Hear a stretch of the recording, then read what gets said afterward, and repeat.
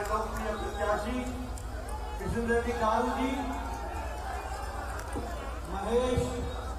महेश रेड्डी जी, विधानसभा में विपक्ष के नेता और यहाँ उपस्थित इतनी बड़ी संख्या में एकत्र आए देवियों और सज्जनों और मीडिया के मेरे साथी, प्रिंट मीडिया और इलेक्ट्रॉनिक मीडिया के मेरे साथी, आज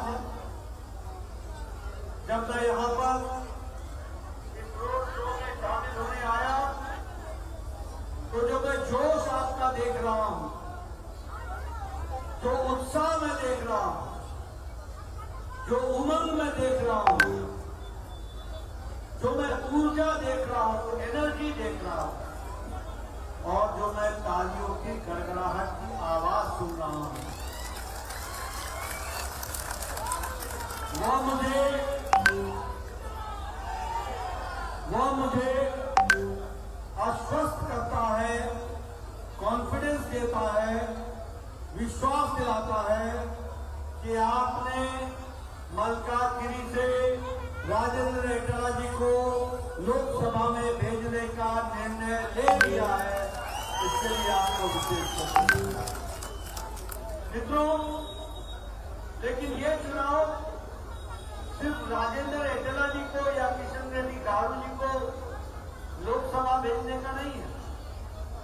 यह चुनाव मोदी जी के नेतृत्व में विकसित भारत के संकल्प को पूरा करने का चुनाव है। ये भी हमको ध्यान है। आज आप बताइए मेरे को, एक समय था जब देश के बारे में कहा जाता था कि यहां कुछ नहीं बदलेगा, ऐसा ही रहेगा, राजनीति ऐसे ही चलेगी, कुछ बदलने वाला नहीं है। ऐसी उदासीन मानसिकता से गुजर रहा था 10 साल पहले देश। और आज वही देश मोदी जी के नेतृत्व में संकल्प ये लेके, विकसित भारत का संकल्प लेकर के आगे चल पड़ा है। उत्साह के साथ ये पल हमको देखते हैं। कहा में मोदी है तो मुमकिन है। मित्रों, आज मैं आपसे बताना चाहता हूं कि मोदी जी के नेतृत्व में देश सुरक्षित है। एक समय था जब पाकिस्तान भारत पर अटैक करता था, गोलियां चलाता और भारत के जवानों को, आपके तेलंगाना से गए हुए जवान जो बॉर्डर पर देश की रक्षा करते थे, उनको हुक्म था कि जब तक दिल्ली न कहे वापस गोली मत चलाओ। आज लेकिन आपको जानकर खुशी होगी कि मोदी जी ने तय कर दिया, जिस दिन से वो प्रधानमंत्री बने हैं, कि बॉर्डर पर कहीं भी गोली चले, जब तक उस जगह को तुम साफ न कर दो तब तक अपनी गोली बंद न करो।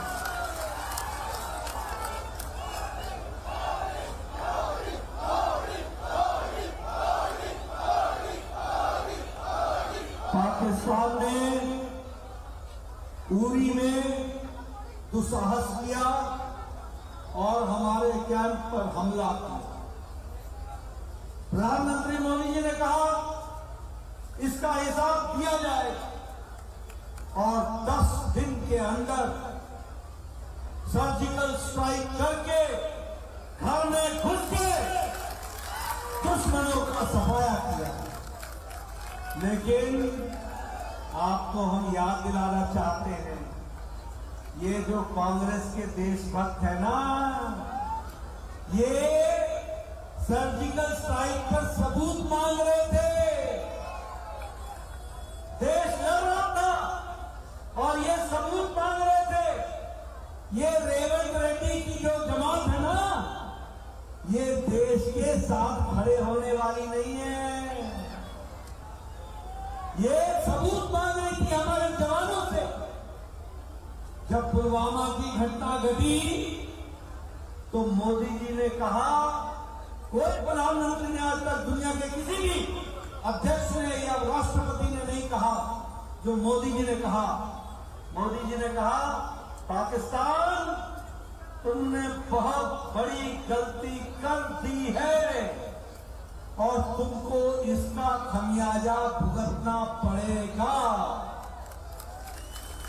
और 10 दिन के अंदर मोदी जी ने एयर स्ट्राइक किया बालाकोट में और दुश्मनों के कैंप खत्म कर दिए, घर में घुसकर मारा। ये भी हमको ध्यान रखना। मित्रों, आज अरुणाचल से लेकर लद्दाख तक और लद्दाख से लेकर गुजरात तक ये सारे बॉर्डर इलाके में प्रधानमंत्री मोदी जी ने 4 लेन की पक्की सड़क पुल के साथ बना करके बॉर्डर पर खड़ी कर दी। अब हमारे फौज को 1 दिन से ज्यादा नहीं लगेगा बॉर्डर पर पहुंचने में। और हम लोगों ने मोदी जी के नेतृत्व में देश में बॉर्डर मजबूत कर दिया। आज प्रधानमंत्री जी के नेतृत्व में अर्थव्यवस्था,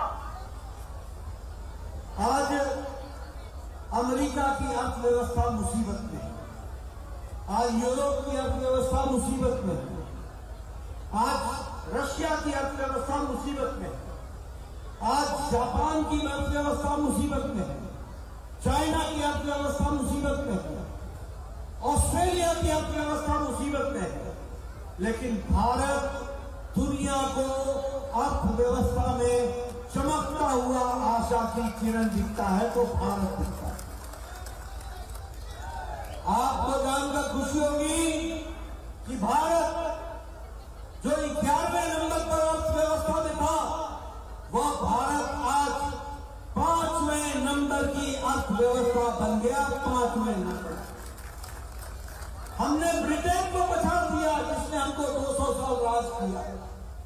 और अब तुम फिर से राजेंद्र एकला को जिताएंगे, किशन रेड्डी गारू को भेजेंगे, मोदी जी तीसरी बार प्रधानमंत्री बनेंगे और भारत 2 साल के अंदर तीसरी सबसे बड़ी अर्थव्यवस्था बन जाएगी। हम दवाई बनाने में दुनिया में दूसरे नंबर पर, हम पेट्रोकेमिकल्स में दूसरे नंबर, हम इस्पात स्टील बनाने में 4थे नंबर से दूसरे नंबर पर आ गए। हम ऑटोमोबाइल में, गाड़ी बनाने में और गाड़ी की मार्केट में जापान को पछाड़कर हम तीसरे नंबर पर आ गए हैं। और मैं एक बात और बोलना चाहता हूं, बार बार सुनाता हूं, यहां भी बताऊंगा।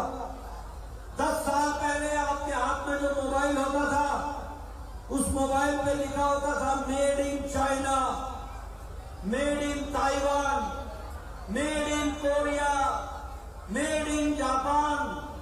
आज आपके मोबाइल पे लिखा है मेड इन इंडिया। ये बदला हुआ भारत, ये मोदी जी का भारत, ये रेवंत रेड्डी को कहां देखेगा? इनको तो रेवड़ी दिखती है, रेवड़ी समझे कुछ नहीं दिखता इनको, ये कुछ नहीं देख सकते। और बीआरएस तो गया, बीआरएस ये कहां गए, किधर गए? मित्रों, आप बताओ मोदी जी के नेतृत्व में गांव का विकास हुआ कि नहीं हुआ? आप बताओ गरीब मजबूत हुआ कि नहीं हुआ? आपको मालूम है 25 करोड़ गरीब गरीबी की रेखा से ऊपर उठ गए हैं। 25 करोड़, 80 करोड़ की जनता को 5 किलो गेहूं या 5 किलो चावल मिल रहा है। कोई भूखा नहीं सो रहा। और मोदी जी ने तय किया है कि अगले 5 साल यही काम हम चलाते रहेंगे, इसको आगे बढ़ाते रहेंगे। हमने तय किया है कि दाल में और तिलहन में भारत आत्मनिर्भर अगले 5 साल में हो जाए। आप बताओ, आत्मनिर्भर भारत। आप बताओ कि महिलाओं को ताकत मिली है कि नहीं मिली है मोदी जी के राज में? उज्ज्वला योजना, उजाला योजना, स्वच्छता अभियान, सबने ताकत दी कि नहीं दी? मैं जब एमएलए बना था ना 1993 में, तो उस समय मेरे को मेरा वीडियो एक पंचायत में 2 इंदिरा आवास योजना का घर देता था, 2, और कहता था मैंने बहुत दे दिया, बहुत दे दिया। मैं कहता था वीडियो तू ही रख ले इस घर को, मैं क्या करूंगा, 100 बीमार एक अनार क्या कर। आज मोदी जी ने 4 करोड़ घर आवास प्रधानमंत्री आवास योजना में बनाए और अगले 5 साल में 3 करोड़ घर और बनेंगे। ये हमारे राजेंद्र एकला जी, ये लंबे समय से विधायक हैं, ये किशन रेड्डी लंबे समय से विधायक और सांसद रहा है, इनसे पूछो। ये और मैं पत्र लिखते थे, प्रधानमंत्री जी, मुख्यमंत्री जी, मेरे इलाके में एक गरीब आदमी है, उसको कैंसर हो गया है, 3 लाख रुपए इलाज में लगेगा, गरीब आदमी है, इसका खेत बिक जाएगा, इसका घर बिक जाएगा, कुछ पैसा देने की कष्ट करे। आज मोदी जी ने आयुष्मान भारत में सुन लो मेरी बात, 10 करोड़ 74 लाख परिवार, 55 करोड़ लोग, और कौन है ये लोग, गरीब लोग, बाइक प्रोफेसर, रिक्शा वाला, ठेला वाला, रेडी वाला, सब्जी वाला, बस का ड्राइवर, बस का क्लीनर, बस का कंडक्टर, ट्रक का ड्राइवर, ट्रक का क्लीनर, ऑटो रिक्शा ड्राइवर, कूड़ेदान से प्लास्टिक इकट्ठा करने वाला, सैलून में बाल काटने वाला, ऐसे गरीब लोगों को मोदी जी ने 50 करोड़ लोगों को 5 लाख रुपए का हेल्थ कवर दिया गंभीर बीमारी से लड़ने का, और हर साल। और अब सुन लो, आपसे मेरा निवेदन है, आपके घर में कोई भी आदमी जो 70 साल से ऊपर का होगा, कोई भी बहन जो 70 साल से ऊपर की होगी, किसी भी जाति के, किसी भी मजहब की, किसी भी पंथ की, किसी भी इलाके की, मोदी जी का हर साल उसके इलाज के लिए 5 लाख रुपए की व्यवस्था की जाएगी। 5 लाख। और देखो, आज दिन तक किसी ने किन्नर समाज का नहीं सोचा था। हम उनको इंसान नहीं मानते थे क्या? मोदी जी ने देश के सभी किन्नर भाइयों के लिए तय कर दिया है कि उनको आयुष्मान भारत से जोड़ के उनको भी हर साल 5 लाख रुपए का इलाज के लिए पैसा दिया जाएगा। मित्रों, हर तरीके से विकास, गांव, गरीब, वंचित, पीड़ित, शोषित, दलित, युवा, किसान, महिला, सबको जोड़ने का काम किया है तो प्रधानमंत्री मोदी जी। और इसीलिए ये दिल्ली का चुनाव है। इस दिल्ली के चुनाव में अभी राजेंद्र एकला जी रिजर्वेशन के बारे में बात कर रहे थे। ये रिजर्वेशन के बारे में बात कर रहे थे। मैं बताना चाहता हूं, कर्नाटक में मुस्लिम भाइयों को 4% का आरक्षण, ओबीसी का हक छीन करके देने का काम वहां की कांग्रेस की सरकार ने किया। बोलो, ऐसी सरकार को रहने देना है क्या? रहने देना क्या? बाबा साहब अम्बेडकर ने कहा है, धर्म के नाम पर आरक्षण नहीं होगा, धर्म के नाम पर रिजर्वेशन नहीं होगा, गरीबी के आधार पर होगा, सामाजिक न्याय के आधार पर होगा, चाहे हिंदू हो, मुस्लिम हो, क्रिश्चियन हो, ईसाई हो, सामाजिक अधिकार पर आधार पर होगा। लेकिन आंध्र प्रदेश में इन लोगों ने 5% मुस्लिम भाइयों को रिजर्वेशन देने के लिए वहां पर ओबीसी, एससी, एसटी की कैटेगरी के हिस्से को काट करके दिया। बोलो, ऐसी बदनीयत की सरकार चाहिए क्या? चाहिए क्या? अब एक बात और पूछता हूं, आप बताओ, जगह पर कोई और प्रधानमंत्री होता तो कोरोना के समय इस तरीके का नेतृत्व कर पाता क्या? कर पाता क्या? मित्रों, प्रधानमंत्री मोदी जी ने हर क्राइसिस को, हर आपदा को अवसर में बदल दिया और देश को आगे ले गए। और इसलिए मैं ये भी आपको बताना चाहता हूं ये जो गठबंधन है ना, घमंडिया गठबंधन, घमंडिया, इनका घमंड ही नहीं करता।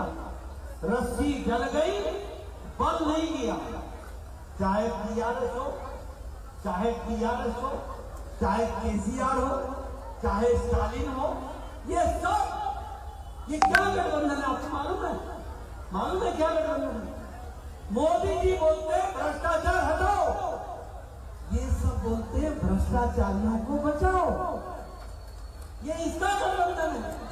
बोलो कांग्रेस ने भ्रष्टाचार किया कि नहीं किया? बोलो लालू ने भ्रष्टाचार किया कि नहीं किया? बोलो अखिलेश ने भ्रष्टाचार किया कि नहीं किया? आप बताओ ममता ने भ्रष्टाचार किया कि नहीं किया? आप बताओ केशव चंद्रशेखर राव और कविता ने भ्रष्टाचार किया कि नहीं किया? आप बताओ स्टालिन ने भ्रष्टाचार किया कि नहीं किया? ये सारे भ्रष्टाचारियों का जमावड़ा है और सारे परिवारवादी हैं। सोनिया को राहुल चाहिए, राहुल को प्रियंका चाहिए। और आप देखिए ये अखिलेश डिंपल बाकी खुशका, लालू राबड़ी तेजस्वी तेजप्रताप बाकी गाँव छुट्टी, ममता को अभिषेक चाहिए, केसीआर को केटीआर, कविता यही चाहिए, उद्धव ठाकरे को आदित्य ठाकरे चाहिए, शरद पवार को सुप्रिया सुले चाहिए। ये सब परिवार को बचाने वाली पार्टियां हैं। आप बताओ राहुल गांधी बेल पर है कि नहीं है? बोलो है कि नहीं है? आप बताओ सोनिया गांधी बेल पर है कि नहीं है? आप बताओ संजय सिंह बेल पर है कि नहीं है? चिदम्बरम बेल पर है कि नहीं है? आप बताओ कार्तिक चिदम्बरम बेल पर है कि नहीं है? लालू यादव बेल पर है कि नहीं है? टीएमसी के नेता बेल पर है कि नहीं है? डीएमके के नेता बेल पर है कि नहीं है? आप बताओ अरविंद केजरीवाल जेल में है कि नहीं है? आप बताओ मनीष सिसोदिया जेल में है कि नहीं है? आप बताओ सतेंद्र जैन जेल में है कि नहीं है? आप बताओ आजम खान जेल में है कि नहीं है? आप बताओ आपके प्रदेश से कविता कुमारी जेल में है कि नहीं है? ये सारे या तो जेल में है या बेल पर है। ये है घमंडिया गठबंधन, ये है इंडिया अलायंस। ऐसे लोगों को आगे आने दोगे क्या? आने दोगे क्या? ऐसे लोगों की जरूरत है क्या? हमें देश को आगे ले जाने के लिए कर्मठ, ईमानदार, दमदार, मजबूत नेता नरेंद्र मोदी की नेतृत्व चाहिए। इस बात को ध्यान में रखना। बोलिए राजेंद्र इटाला को 13 तारीख को जिताएंगे ना? कमर पर बटन दबाएंगे ना? आगे ले आएंगे ना? फायदा करते हो? मैं दिल्ली में बैठ करके देखता रहूंगा मलकाजगिरी मलकाजगिरी मलकाजगिरी। आगे आना चाहिए बीजेपी बीजेपी बीजेपी। और किशन रेड्डी गारू को जिताएंगे ना? जिताएंगे ना? और कमल खिलाएंगे ना? मैं देखूंगा सिकंदराबाद बीजेपी बीजेपी बीजेपी।